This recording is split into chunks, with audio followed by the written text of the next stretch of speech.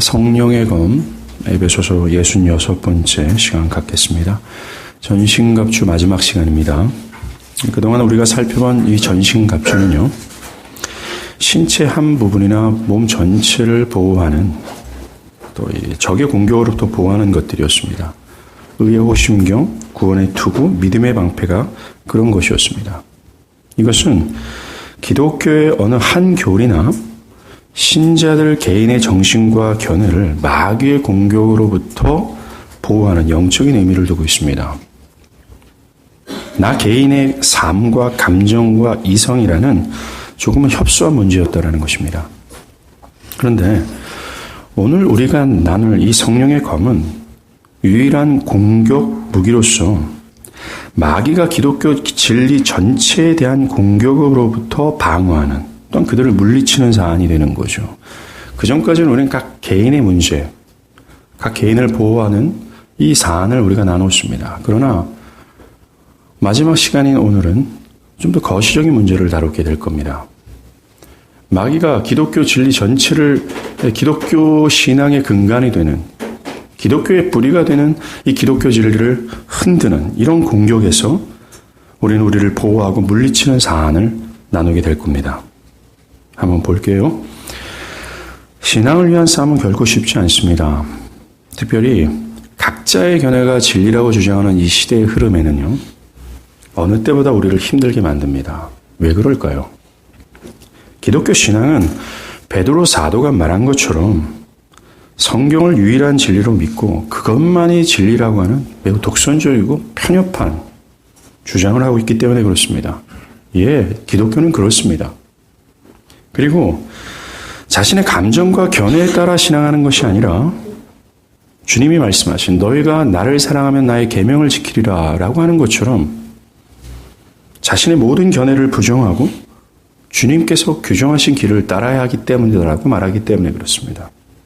한마디로 자신을 부정하고 주님을 따라야 한다는 것이 참된 신앙이라고 말하고 기독교는 그것을 요구하기 때문에 그렇습니다. 심지어 그것이 영생의 길이라고 얘기합니다. 이런 기독교 신앙은 각자의 견해가 진리라고 주장하는 사람들에겐 저항감을 불러일으킬 만한 사안이 된다는 거죠. 포스트 모더니즘으로 대변되는 오늘날의 사고로는 이 기독교 교리는 각 개인의 어떤 주장, 어떤 개성을 묵살하는 독선적인 종교처럼 느껴질 수밖에 없다는 것입니다. 이게 역사적 기독교였습니다. 이것이 성경이 증거하는 기독교였다는 것입니다. 그래서 사람들은 독선적이고 편협한 위치를 버리고 모든 것을 수용할 수 있는 관용적 태도를 가져야 된다고 얘기합니다.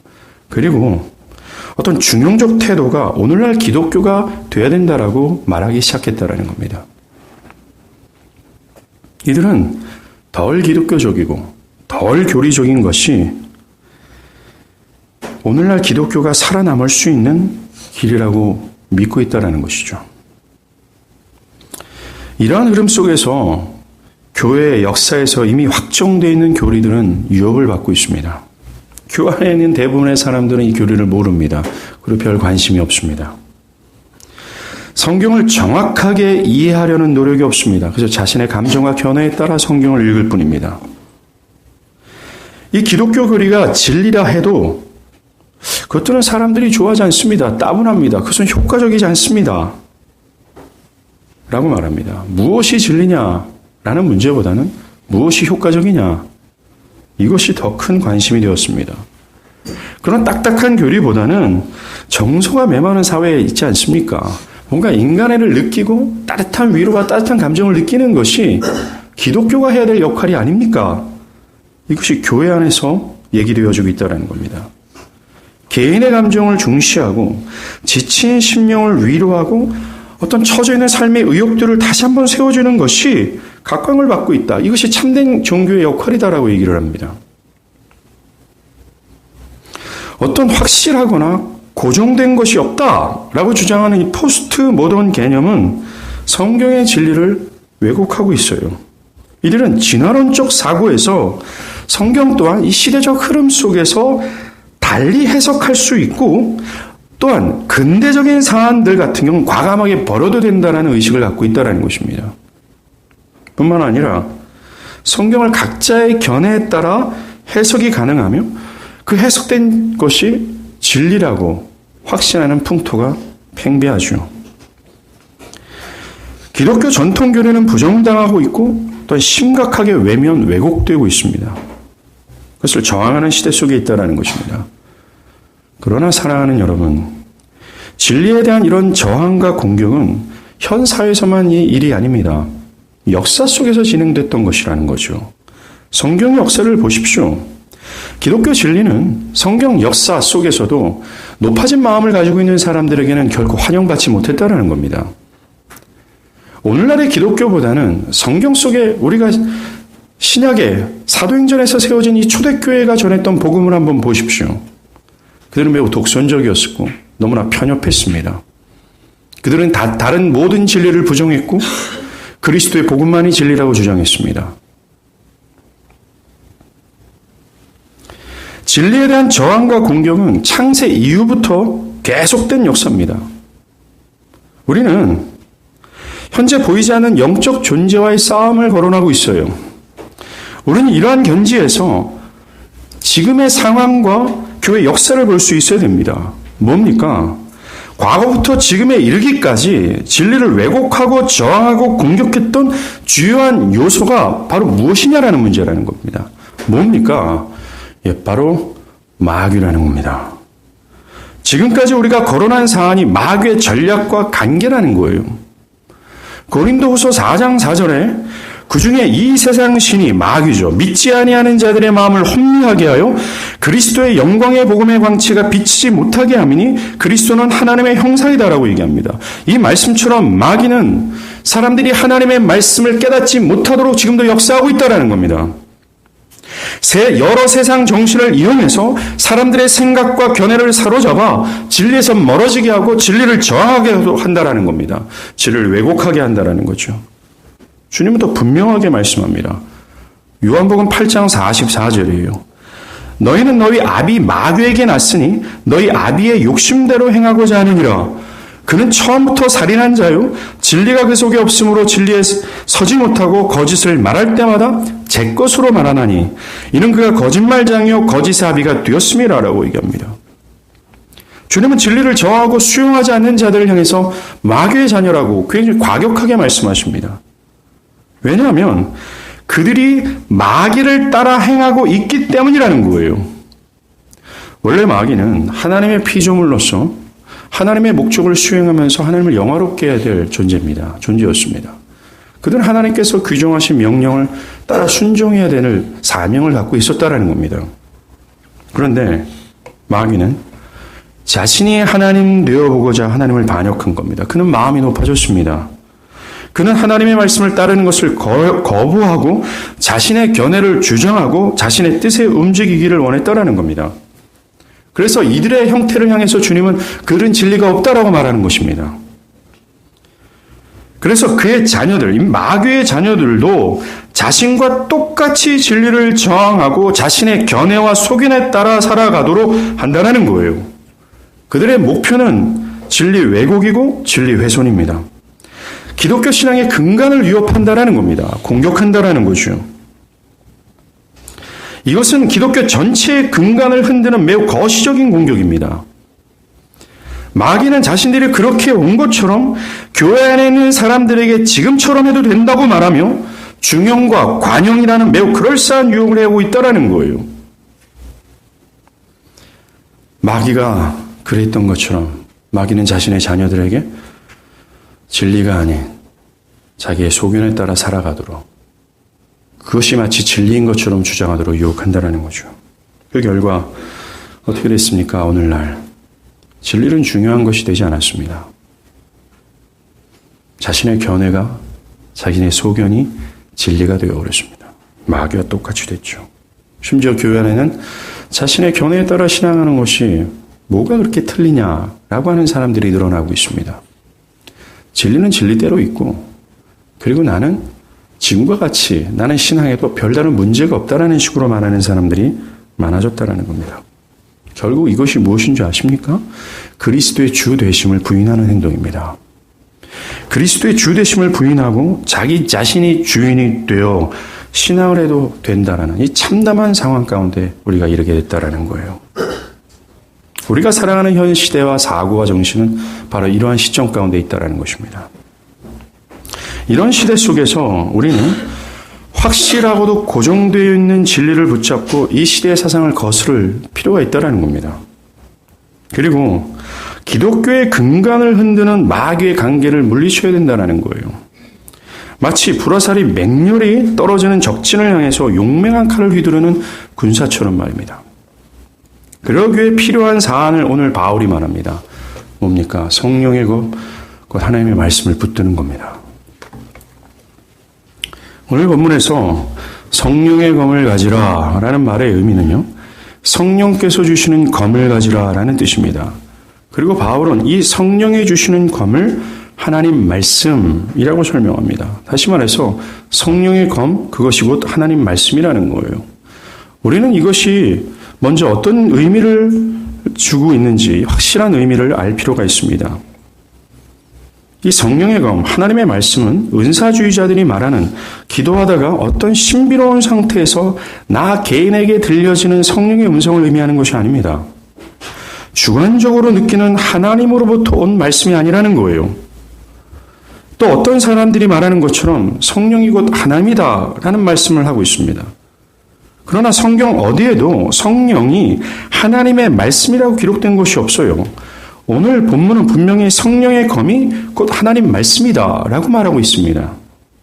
먼저 바울이 말하는 성령의 검을 가지라라는 말은요, 하나님의 말씀, 그 성경을 붙들라라는 말입니다. 객관적 진리를 의미하는 겁니다. 예를 들어서 주님이 요단강에서 세례 요한으로 세례를 받습니다. 그리고 성령이 비둘기처럼 그 위에 강림하시죠. 주님은 성령으로 충만해진 겁니다. 그런 후에 성경은 이렇게 기록합니다. 마태복음 4장 1절에 그때 예수께서 성령에 이끌려 마귀에게 시험을 받으러 광야로 가사라고 기록합니다. 이어서 마귀가 예수님을 시험하는 이야기가 나옵니다. 우리는 세 가지 유혹을 받은 것을 잘 알고 있습니다. 이 마귀가 주님을 유혹한 이 세 가지 사안이 말입니다. 기독교 진리를 왜곡하는 대표적인 공격 세 가지라는 사실을 여러분들 염두에서 말씀을 듣기 바랍니다. 기독교 근간을 흔드는 이 진리를 공격하는 이 마귀의 시험 앞에 우리가 집중해야 될 것이 있습니다. 즉 성령에 충만하신 주님께서 어떻게 기독교 진리의 근간을 흔드는 마귀의 공격을 물리쳤는가라는 겁니다.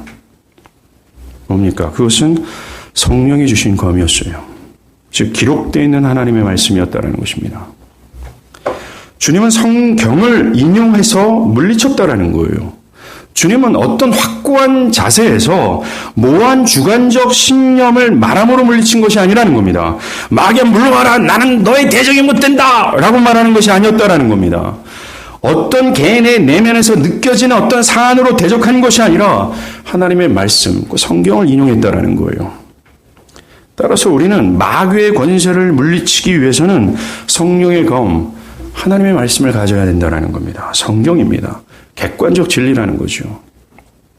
바울이 하나님의 말씀을 성령의 검이라고 말하는 이유는 첫 번째, 하나님의 말씀의 권위를 우리에게 확신케 하기 위해서라는 거예요. 기독교 진리 전체가 공격당하고 있는 오늘날에 하나님 말씀이 가지고 있는 이 권위를 아는 것만큼 우리를 강하게 만드는 요소는 없을 겁니다. 바울이 성령의 검이라고 말하는 것은요, 성경을 기록한 사람에게 성령 하나님이 영감을 주셨기에 그런 의미에서 성령의 검이라고 얘기하는 겁니다. 즉 성경이 하나님으로부터 왔다라는 거예요. 이것을 사도가 말합니다. 디모데후서 3장 16절 모든 성경은 하나님의 감동으로 된 것이니라고 말씀이 있어요. 모든 하나님의 성경, 이 모든 성경은 하나님의 말씀입니다. 이 구절을 가지고 있는 권위를 확신시켜 주는 거죠. 베드로 사도도 이와 같이 말합니다. 먼저 할 것은 성경의 모든 예언은 사사로이 풀 것이 아니니 예언은 언제든지 사람의 뜻으로 낸 것이 아니요 오직 성령의 감동하심을 받은 사람들에게 하나님께 받아 말한 것임이라고 얘기합니다. 성경이 선지자들의 개인적인 의견이 아니었다라는 거예요. 다시 말해서 선지자들이 자신의 마음에서 발출한 개인의 사상과 견해를 늘어놓은 것이 아니라는 겁니다. 베드로는 그것을 사람의 뜻으로 낸 것이 아니오라고 말하며 오직 성령의 감동을 받은 사람들이 하나님께 말씀을 받아 말한 것이라고 얘기합니다. 하나님의 말씀이라고 얘기하고 있어요. 따라서 성령의 검, 곧 하나님의 말씀이라는 이 충분한 이유가 있는 겁니다.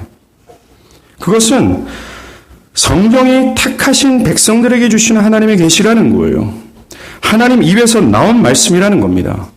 그리고 그 계시를 통해서 당신의 사람들에게 구원을 주시고 합당한 삶을 인도하신다는 거예요.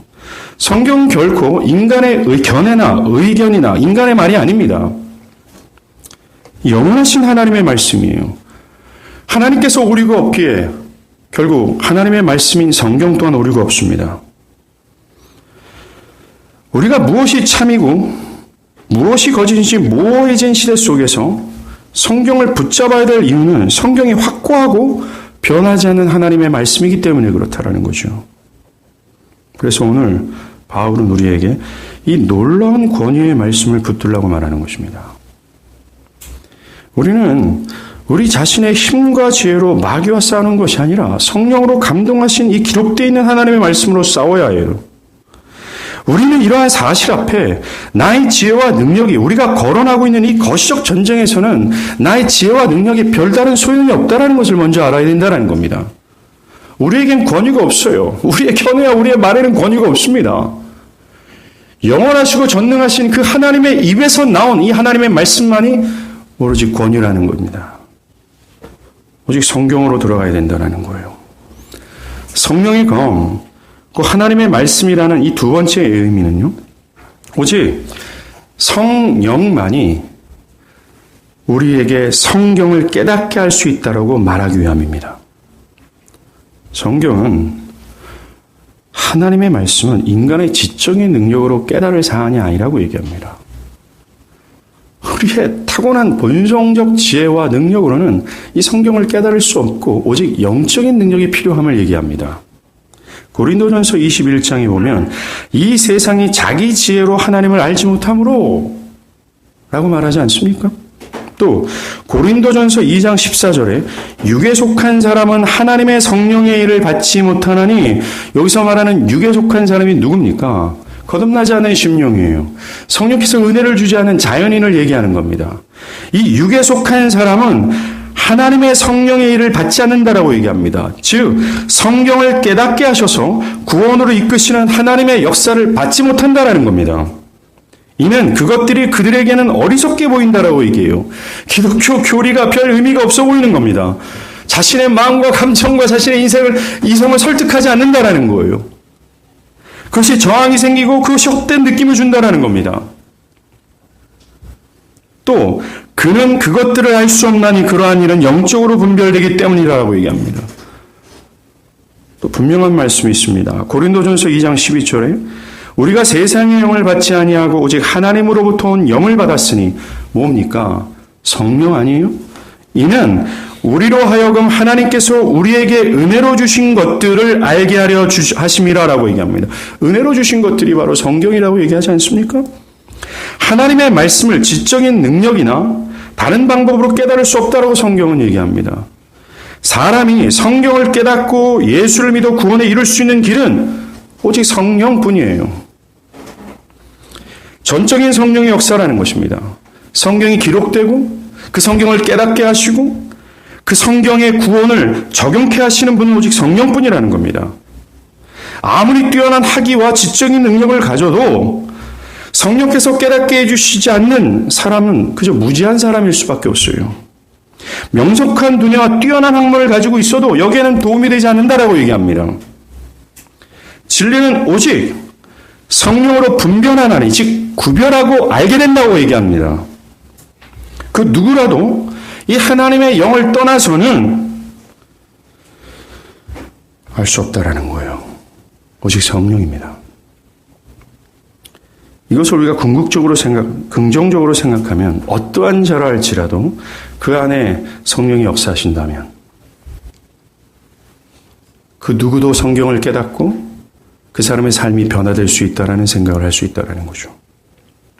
학식이 없는 자라 할지라도 또한 현재는 교만하고 오만방자한 자라 할지라도 현재는 죄악의 본성에 사로잡혀서 사는 사람일지라도 성령이 하신다면 주여 우리에게 이런 은혜를 주시옵소서.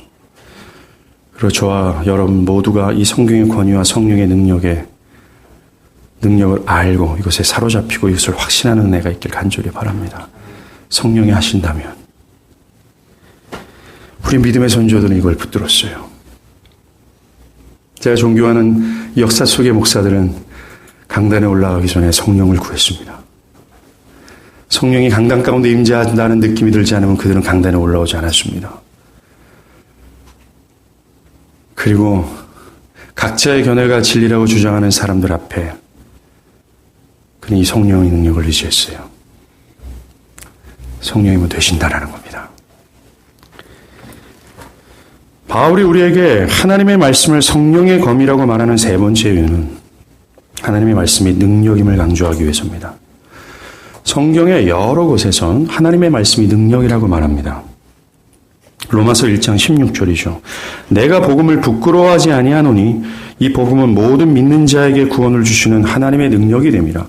먼저는 유대인에게요 그리고 헬라인에게로다. 하나님의 말씀이 모든 믿는 자들에게 구원을 주시는 하나님의 능력이라고 말합니다. 사도는 이 능력의 막강함을 말하고자 유대인과 헬라인을 거론해요. 하나님의 말씀이 오랜 전통과 종교적 우월감으로 종교적 의의로 완전히 견고해진 그 유대인들마저도 구원으로 이끈다라고 얘기합니다. 온갖 철학적 사조로 교만해진 헬라인들 모두를 변화시킬 수 있는 능력임을 말하고 있는 거예요. 헬라인이든 유대인이든 모든 믿는 자들을 구원할 수 있는 하나님의 능력이 하나님 말씀이다라고 말하는 것은 모든 인류가 이 유대인과 헬라인 안에 다 들어가 있는 거예요. 어떤 입장과 어떤 견해와 어떤 성장 배경과 어떤 의지와 성향을 갖는 것 모든 것을 불변하고 그 모두를 돌이키고 변화시킬 수 있는 이 파워가 하나님 말씀이라고 얘기하는 겁니다. 하나님의 말씀이 모든 믿는 자들을 구원하신 하나님의 능력이라고 얘기하는 거예요. 이 검은 이 적의 다양한 공격으로부터 자신을 보호합니다. 여러분들 이렇게 검 들고 이렇게 다 이렇게 싸우잖아요. 싸울 때 적이 여기만 공격하는 게 아니잖아요. 이렇게 이렇게 공격하기도 하잖아요. 그게 칼입니다. 언제 어떤 측면에서 공격할지 모르지만 그것을 다양하게 막을 수 있는, 그 다양하게 자신을 보호할 수 있는 기능을 갖고 있어요. 그리고 중요한 거죠. 적을 공격할 수 있는 무기입니다. 특별히 오늘 본문에서 거론하는 검은요, 헬라어로 마카이라라는 이 양날을 가진 단검을 뜻합니다. 이 단검은 적을 가까이서 맞붙어 싸워야 되는 거예요. 맞붙어 싸우면서 적에게 치명적인 상처를 줄 수 있는 꽤 적중률이 높은 무기입니다. 야고보서 4장 7절의 말씀처럼 이 성령의 검은 마귀를 꼼짝 못하게 할 뿐만 아니라 마귀가 도망하도록 한다는 겁니다. 마귀를 물리치는 공격용 무기라고 얘기하는 거예요. 이 무엇을 말하는 겁니까? 하나님의 능력이신 말씀을 말하는 겁니다. 아까도 고린도후서 4장 4절에 마귀는 사람들의 정신과 견해를 지배해서 하나님의 말씀을 깨닫지 못하도록 역사한다라고 얘기했어요. 하나님의 말씀에 대해서 별다른 의미를 갖지 못하도록 한다라는 겁니다.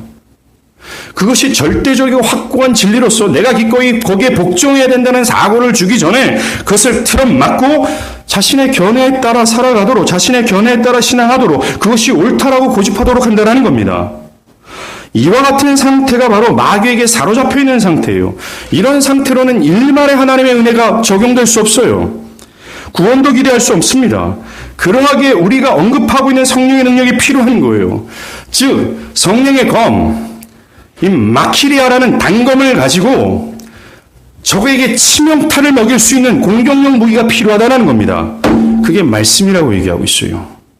히브리서 4장 12절에 하나님의 말씀은 살아있고 활력이 있어 좌우에 날쌘 어떤 검보다 예리하여 혼과 영과 및 관절과 골수를 찔러 쪼개기까지 하며 또 마음의 생각과 뜻을 판단하나니 지으신 것이 하나도 그 앞에 나타나지 않음이 없고 우리의 결산을 받으실 이의 눈앞에 만물이 벌거벗음 같이 드러나리라라고 얘기합니다. 하나님 말씀이 나귀처럼 고집스럽게 자기의 소견에 따라 살아가는 사람들의 가치관과 견해와 정신을 산산히 부서뜨리고 그들 안에 모든 부끄러운 죄악들을 폭로해서 그들을 겸손케 한다라고 얘기하고 있어요. 이 말이 뭔지 아십니까? 그들의 정신과 견해를 사로잡고 있는 마귀를 물리쳤다라는 거예요. 우리는 영적 전쟁을 다루면서 첫 시간에 이 마귀가 가지고 있는 힘과 능력에 대해서 배웠습니다. 가공할 만한 능력과 힘을 가졌습니다. 우리의 지와 능력으로는 어떻게 대항할 수 없고 물리칠 수 있는 상황이 아니라는 거예요. 그런 존재가 아니라는 것입니다. 그런데 주님은, 사도 바울은 마지막에 그 탁월한 힘과 강한 능력을 가지고 있는 그 마귀를 공격할 수 있고 도망가게 할 수 있으며 어떤 치명적인 치명타를 먹일 수 있는 무기가 있음을 얘기합니다. 마귀라고, 하나님 말씀이라고 얘기하고 있어요.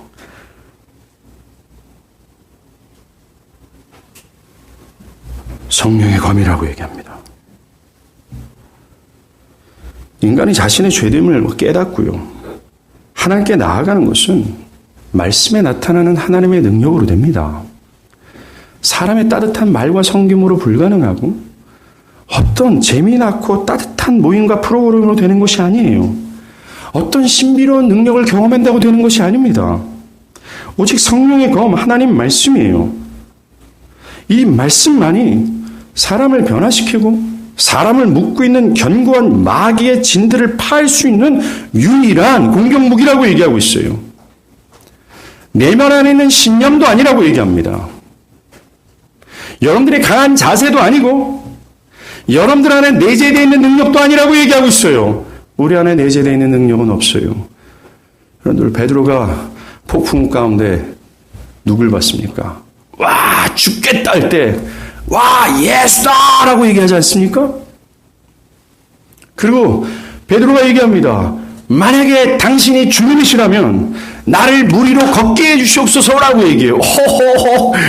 어떻게 됩니까? 무리를 걷는 거예요. 무리를 걷습니다. 근데 잠시 곁눈질하자 그는 두려워 갑자기 바닷물에 빠지는 거예요. 예수를 바라보는 것 자체가 능력이라고 얘기하고 있어요. 베드로 안에 내재되어 있는 선한 능력이 없다라는 얘기를 그 구절 가운데 우리 가운데 말하고 있는 겁니다. 우리 가운데 어떤 능력이 없어요. 마귀를 물리칠 수 있는 능력도, 어떤 신비한 어떤 해프닝을 만들어낼 수 있는 능력도, 성경은 철저하게 우리 자체가 먼지에 불과한 연약한 존재라고 얘기하며 우리가 바라보는 그분의 능력이라고 얘기하는 겁니다. 우리가 믿음의 왕패를 통해서 그 요소를 배우지 않았습니까? 오직 하나님의 말씀이라는 거예요. 이 하나님의 말씀은 가의 능력입니다. 모든 말씀 앞에 모든 악과 관계가 물러갈 수밖에 없는 능력이에요. 이걸 확신하길 바랍니다. 성령의 검, 하나님의 말씀을 붙드는 거예요. 이것이 현대 교회가 잃어버린 정말 안타까운 요소 중 하나입니다. 우린 다시 이것을 붙잡아야 돼요. 이 능력을 의지하면 됩니다. 이 그리스도의 몸된 교회를 세우는 그 길도 이거밖에 없다는 것을 알아야 된다는 거예요. 여러분들이 교회에 와서 얻어가고 여러분들의 신앙을 스테이블하게 만들며 여러분들의 신앙을 전진케 할 수 있는 요소는 이거 하나밖에 없다라고 얘기해요. 성령이고 하나님 말씀밖에 없다라고 얘기합니다. 특별히 이 능력이 오늘날 절절하게 필요한 시대임을 깨닫길 간절히 바랍니다. 우리는 현재 기독교의 어떠한 부분적인 교리에 대한 싸움을 언급하는 것이 아닙니다. 또한 신자의 감정과 정신에 관한 싸움도 아니에요. 우리는 지금 기독교 신앙의 근간을 좌우하는 이 기독교 전체적인 진리에 대한 공격에 대해서 말하고 있습니다. 마귀가 기독교 전체를 붕괴하고자 하는 사안을 말하고 있는 거예요. 마귀는 인간의 여러 철학적 사조를 전개하면서 역사 속에서 사람들을 하나님의 진리에서 멀어지도록 조장했습니다. 인간의 이성을 중시하게 하면서 인간 안에 하나님을 깨달을 수 있는 선언적 능력이 있음을 그는 고안해냈어요. 역시 계몽주의요, 이성주의요, 경험주의였어요. 또 절대 진리를 부인하는 이 포스트 모더니즘과 이것이 난 진리가 중요한 것이 아니라 무엇이 더 효과적인가 라는 실용주의를 또한 만들어냈습니다. 이런 여러 인본주의적 사조를 이용해서 마귀는 기독교의 뿌리요 근본이라는 이 하나님의 진리를 향해 맹공격을 가하고 있습니다. 현 시대를 가만히 들여다보십시오. 바라기는 여러분들에게도 영적인 사도 바울과도 영적인 안목이 있어서 이 시대의 상황과 악함이 왜 이렇게 되었는지, 그 악한 존재에 대한 인식과 그 존재로 인해서 망가진 현재 영적인 상황들을 좀 볼 수 있는 영적인 어떤 견지, 영적인 안목들이 있기를 바랍니다. 현 시대를 가만히 들어보면 슬프지만 그 마귀의 공격이 제대로 먹혀 들어가고 있습니다. 그들은 거침없이 진군하고 있어요. 우리의 진영은 진리를 흐리는 그들의 공격에 황폐해진 것이 사실입니다. 우리가 앞에서 살펴본 것처럼요. 전통적인 기독교 교리는 교회 안에서 찾아보기 힘든 현실입니다. 그죠? 사람들은 자신의 주관적 경험을 토대로 주관적 견해에 따라 신앙하는 것뿐입니다. 너무나 무섭고 두려운 시기입니다. 신앙한다라는 건 교회란, 믿음이란, 또 하나님은 그것이 여기에 토대를 둔 것이 아니라 너무나 얄팍한 지식과 주어들은 오랜 세월 동안 주어들은 체계가 있지 않은 굉장히 파편적인 지식으로 각자가 나름대로 형성하고 조각한 그런 기독교, 그런 신앙을 추구하고 있다는 것입니다. 객관적 진리가 땅에 떨어진 거예요. 오늘 사도는 이러한 마귀의 공격에 대항하기 위해서 성령의 검, 하나님의 말씀을 붙들라라고 얘기하는 겁니다. 우리는 이 사도들과 이후의 순교자들과 성도들이 했던 것처럼 해야 되는 거예요. 예를 들어서 사도행전 17장에 보면요. 바울이 데살로니가 회당에서 그를 반대하는 유대인들과 마주치게 됩니다. 그때 그는 성경을 가지고 강론하며 성경을 풀기 시작해요. 그리고 그리스도가 해를 받고 죽은 자 가운데서 살아나신 것, 그분이 바로 그리스도다라고 말했습니다. 그는 성경을 가지고 강론했습니다. 바울은 항상 그런 식이었어요. 성경을 풀어 설명했고 성경을 인용했습니다. 그리고 그 이후에도 여러 사도들은 기독교 교리를 확립하고 백성들에게 하나님의 말씀을 강론했다라는 거예요. 반대자들 앞에서 뒤로 물러나지 않고 여전히 그들이 붙들었던 건 성령의 검, 하나님의 말씀이었다라는 것입니다. 사도들뿐만 아니라 교회 역사에 있었던 순교자들과 성도들도 이와 같이 행했어요. 16세기 교회 개혁을 일으켰던 마틴 루터도 마찬가지입니다. 루터도 단순히 교회 정치를 개혁하려고 할 생각조차도 안 했습니다. 부패한 그 당시 교회 구조를 뒤엎으려고 하지도 않았다라는 거예요. 그는 그저 하나님의 말씀을 붙든 것뿐입니다. 마귀의 강제로 유린당한 이 거짓된 진리를 선포하고 하나님의 말씀이 무엇인지를 드러냈을 뿐이라는 거예요. 그저 성령의 검을 붙든 겁니다. 우린 그 결과가 어떠한지를 잘 알고 있죠. 그들은 다른 것을 붙드는 것이 아닙니다. 하나님의 말씀을 붙든 거예요. 왜냐하면 우리가 살펴본 것처럼 영혼이 변화되고 영혼이 하나님을 알아 구원을 받을 수 있는 유일한 길이 성령의 검 말씀이기 때문에 그렇습니다. 그리고 지금의 사회가 변화될 수 있는 길도 하나님 말씀이기 때문에 그래요. 기독교 전체를 흔들고자 이 진리를 왜곡하고 있는 이 마귀를 물리칠 수 있는 능력이 다른 어떤 요소가 아니라 하나님의 말씀, 성령의 검뿐이었기 때문에 그렇습니다. 이들이 죽임을 당하고 환난을 당했던 이유도 이 하나님 말씀 때문에 그랬어요. 2000년 전 베드로는 가장 기독교적인 메시지를 전한다는 이유로 옥에 갇혔습니다. 오늘날 사람들은 기독교적인 메시지를 이렇게 생각합니다. 캐톨릭 교황이 유엔에 나와서 세상의 평화와 사랑을 외치면 모든 사람들이 일어나 박수갈채를 합니다. 캐톨릭은 사도 베드로가 첫 번째 교황이라고 믿고 자신의 믿음의 선조인 베드로는 가장 기독교적인 메시지를 전한다는 이유로 환난과 핍박을 받았는데 오늘날은 박수갈채를 받고 있다는 겁니다. 우리 믿음의 선조들은 관용과 중용이 아닌 매우 치우친 편협한 입장에서 가장 확고하고 불변한 진리를 전했다라는 겁니다. 우리는 성령의 검을 들고 적으로부터 이 진리를 수호해야 합니다. 이것이 데살로니가나 디모데에게 바울이 말한 교회의 중요한 사명입니다. 그리고 시대의 사조 속에서 역사하고 있는 마귀를 물리쳐야 되는 거예요. 이 시대의 청년들을 한번 보십시오. 이들은 하나님과 반대편을 향해서 질주하고 있습니다. 이들의 정신과 견해, 그리고 이들이 물들어 있는 세상 정신 이 가운데 어찌 하나님의 말씀을 수용할 수 있는 형편이 안 된다라는 거예요. 그 지금의 청년, 그 다음, 그 어린 세대는 어떨까요? 이렇게 계속해서 흘러가다가는 이 역사적 기독교가 증발될 수 있는 위기감을 우리는 가져야 된다라는 것입니다. 이런 상황에서 교회가 무엇을 해야 될까요? 캠페인이 아닙니다. 어떤 무브먼트도 아니라는 거예요. 좋은 프로그램과 사람들이 원하는 어떤 것을 조장하면서 사람들을 교회에다 끌고 오는 것이 아니라는 겁니다. 우리는 역사 안에 있었던 믿음의 선조들이 붙들었던 걸 여전히 붙들고 있어야 되는 겁니다. 오래된 무기를 다시 한번 끄집어내야 된다는 거예요. 녹이 쓸어 있다면 다시 한번 단련해서 그것이 날이 선 검이 될 수 있도록 우리는 해야 된다는 겁니다. 우리 믿음의 선조들이 다른 어떤 것을 의지하는 것이 아니라 성령의 검, 하나님의 말씀만을 붙들고 어떤 환난과 핍박을 거스르면서까지 이 편협하고 다른 사람이 느끼기 독선적인 이 생명의 진리를 전했던 것처럼 우리는 그런 자세를 취해야 된다는 거예요. 그 길밖에 없기 때문에 그렇습니다. 이 시대를 돌이킬 수 있는 길, 이 시대 사고 사조 속에서 깊이 함몰되어서 자신의 견해에 따라 마귀적 어떤 사고와 의지를 갖고 있는 이들을 돌이킬 수 있는 유일한 공격과 무기와 어떤 능력은 이거밖에 없다라는 것을 좀 명심하길 바랍니다. 아까 단검에 대해서 들었어요. 단검을 든다는 것은 적과 가까이 싸우고 있는 것을 의미하는 겁니다. 피를 흘리고 상처가 날 수 있죠. 매우 큰 위험에 노출된다는 겁니다. 그렇습니다. 우리가 말씀의 검을 붙든다는 것은 우리가 매우 적극적으로 영적 전쟁을 벌이고 있다는 증거입니다. 가장 프론트라인에 선다라는 거죠. 그리고 여러분의 가까운 거리에 마귀가 여러분을 공격하고 있으며 여러분들은 그 위험에 노출되고 있다는 겁니다.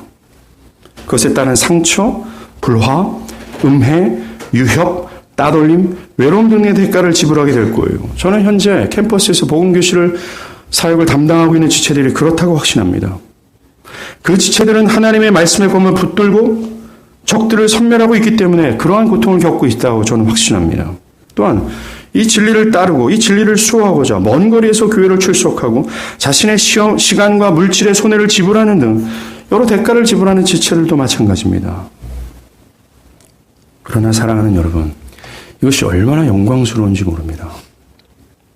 주님을 위해서 내가 상처를 받고 죽음에 직면하는 고통 가운데 있다는 것이 얼마나 영광스러운지 모릅니다. 왜냐하면 그 고통이 바로 나 자신이 그리스도를 따르고 있다는 증거가 되기 때문에 그래요. 그래서 사도들은 핍박을 받을 때마다 기뻐했다라고 얘기합니다.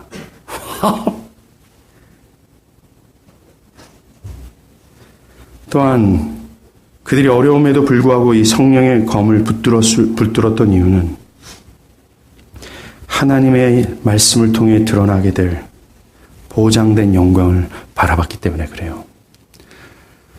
엘리 제사장이 치리할 때 이스라엘입니다. 이때는 하나님의 영광이 떠나 있었던 비참한 때죠. 더 이상 계시가 없습니다. 사사기는 이 시대를 사람들이 각자의 소견에 따라 산 이 무분별한 시대라고 얘기합니다. 진리가 땅에 떨어졌죠. 하나님 나라가 황폐한 상태입니다. 마치 오늘날과 같은 거예요. 그런데 사무엘상 3장 22절에 여호와께서 실로에 다시 나타나시되 여호와께서 실로에서 여호와의 말씀으로 사무엘에게 자기를 나타내시니라. God appeared again as Shiloh by the word of the Lord. 하나님의 말씀으로 당신의 영광을 드러냈다라는 거예요. 사무엘의 입술에서 나오는 그 하나님의 말씀의 검으로 당신의 영광을 거침없이 그 타락하고 불행하고 무별하고 황폐해진 시대 가운데 자신의 영광을 드러냈다는 거예요. 필요한 겁니다. 이게 우리 가운데 필요한 거예요. 사랑하는 성도들, 말씀의 검을 드십시오. 그리고 이런 보장된 영광을 소망하며 굳건히 전진하길 간절히 바랍니다. 저는 사무엘이 나타나길 기도하고 있습니다. 제가 사무엘이 되길 바라고 여러분들이 사무엘이 되길 바랍니다. 우리가 성령의 검, 하나님의 말씀을 붙들고 그것을 사용하기 위해서 필요한 사안이 있습니다. 그것은 성경을 잘 아는 겁니다. 매우 상세한 지식을 가지는 거죠. 어떤 저항과 세상의 질문에 그것을 변증할 수 있는 교리적 체계와 성경 구조를 알아야 된다는 거예요. 그리고 교회 역사 가운데 확실해진 이 기독교 교리를 배우고 깨닫는 겁니다. 이것은 선택사항이 아니라 바울과 그리스도는 성경을 옳게 연구하고 해석하는 것이 모든 그리스도인들의 의무다라고 말씀했습니다. 맥체인 성경 읽기표를 읽으십시오. 읽다가 포기한 분들이 있죠. 1월달, 2월달은 칸칸이가 깜깜한데 그다음부터는 깨끗해요. 아니면 맥체인 성경 읽기표를 잃어버린 분들이 있다면 어제 전사님이 사오셨어요. 달라 그러십시오. 공짜입니다. 맥체인 성경 읽기표를 통해서 매일 성경을 읽으십시오. 이 성경을 읽을 때 겸허한 자세를 가지십시오. 이것이 모든 것이 하나님의 말씀이라는 사실과 이 권위 앞에 이것이 무엇을 말하는지에 대해서 듣고자 하는 자세를 가지십시오. 이 성경 말씀은 오늘의 운세가 아닙니다. 오늘 나에게 주어진 말씀이 뭘까? 답니다. 이게 여러분들의 운세예요. 이걸 따르고 세상을 거스르면서 여기에 복종하는 겁니다. 호사 1장. 오늘 나에게 준 운세구나. 이게 아니라는 겁니다. 그리고 주중에 진행되는 복음교실에 참여하고자 노력하십시오. 그리고 오래된 책들을 읽으십시오. 그리고 바른 지식을 가지십시오. 성경의 권위를 확신하십시오. 그리고 성령의 검의 능력을 믿으십시오. 이제 우리는 전신갑주를 마무리하는 시점이 왔습니다. 바울이 왜 이 진리의 갑주에 대한 이야기를 했습니까? 그것은 창세전에 우리를 택하시고 그리스도의 피로 우리를 구속하셔서 교회로 부르신 목적을 성취하기 위해서입니다. 우리를 교회로 부르신 목적이 뭡니까?